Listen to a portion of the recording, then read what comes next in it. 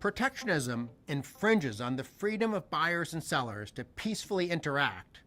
But it's more than a moral issue.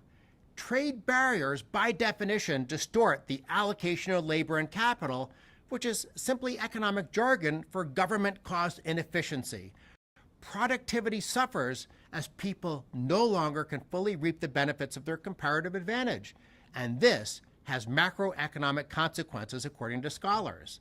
A report from the Organization for Economic Cooperation and Development found that trade liberalization can help weak economies increase employment by as much as 5%.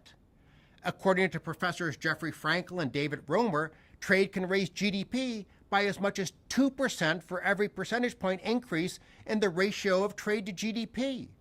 A 138-country study found that a 1 percentage point increase in openness raised productivity by 1.23% in the long run. Professors James Langenfeld and James Nieberding, meanwhile, estimated that imports generate consumer benefits of nearly 6% of median household income. Looking specifically at NAFTA, 3 economists at the Bank for International Settlements found repeal would reduce economic output in all 3 nations and also lower wages.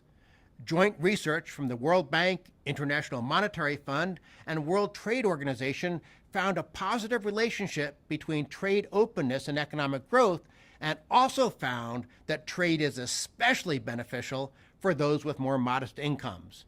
A study from the IMF found a 1 percentage point increase in trade openness raises real income per capita by between 2% and 5%. And new research from the European Central Bank estimated that a 10 percentage point increase in global trade taxes would reduce the U.S. economy by 1.5% in the first year alone.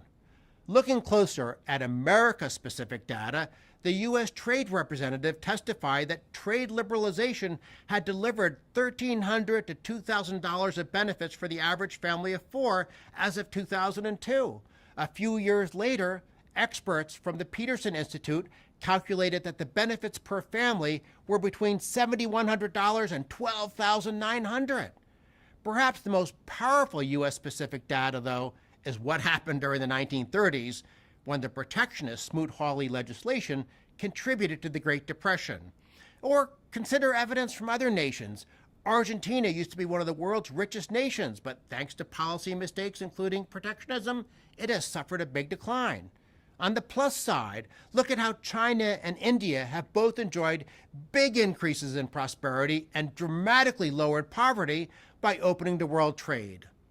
Now that I've given you a lot of evidence, let's close with a bit of theory. Trade makes us richer because we can specialize. All of us would be very poor if we had to grow our own food, build our own homes, and make our own clothes. With trade, however, we can develop expertise, become comparatively efficient producers in our little niche of the economy, and rely on trade to get all the goods and services we need. And the more people we can trade with, both inside borders and across borders, the greater the extent of and benefits from specialization. The key to prosperity is producing more with less. In other words, becoming more productive. That happens with competition, including global competition.